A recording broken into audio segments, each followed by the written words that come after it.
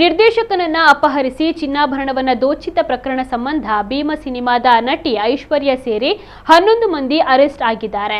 ಕೆಲ short film ಮಾಡಿದ್ದ ನಿರ್ದೇಶಕ ಅನೀಶ್ ಇತ್ತೀಚೆಗೆ ಜೀವನದ ಭಾಷೆ ಎನ್ನುವ ಹೊಸ ಸಿನಿಮಾ ಒಂದನ್ನ ಶುರು ಮಾಡಿದ್ದರು. ಕಾರಣಾಂತರಗಳಿಂದ ಸಿನಿಮಾ ನಿಲ್ಲಿಸಿ ಮುಂಬೈಗೆ ಶಿಫ್ಟ್ ಆಗಿದ್ರು. ಬೆಂಗಳೂರಿನಿಂದ ಮುಂಬೈಗೆ ಶಿಫ್ಟ್ ಆಗಿದ್ದ ನಿರ್ದೇಶಕ ನಟಿ ಐಶ್ವರ್ಯಗೆ ತನ್ನ ಕಾರು ಮಾರಾಟದ ಬಗ್ಗೆ ವಿಚಾರವನ್ನ ತಿಳಿಸಿದರು. ನಟಿಯ ಮೂಲಕ ಮಾಹಿತಿ ಕಲೆ ಹಾಕಿದ್ದ ಆರೋಪಿಗಳು ಕಾರು ಖರೀದಿ ಮಾಡೋದಾಗಿ ಹೇಳಿದ್ರು. ಅದಕ್ಕಾಗಿ ನಟಿಯ ಮೂಲಕ ನಿರ್ದೇಶಕನನ್ನ ಆಡುಗೋಡಿ ಠಾಣಾ ವ್ಯಾಪ್ತಿಯಲ್ಲಿನ ಪ್ರದೇಶವೊಂದಕ್ಕೆ ಕರೆಸಿಕೊಂಡು ಕಿಡ್ನಾಪ್ ಮಾಡಿದ್ದರು.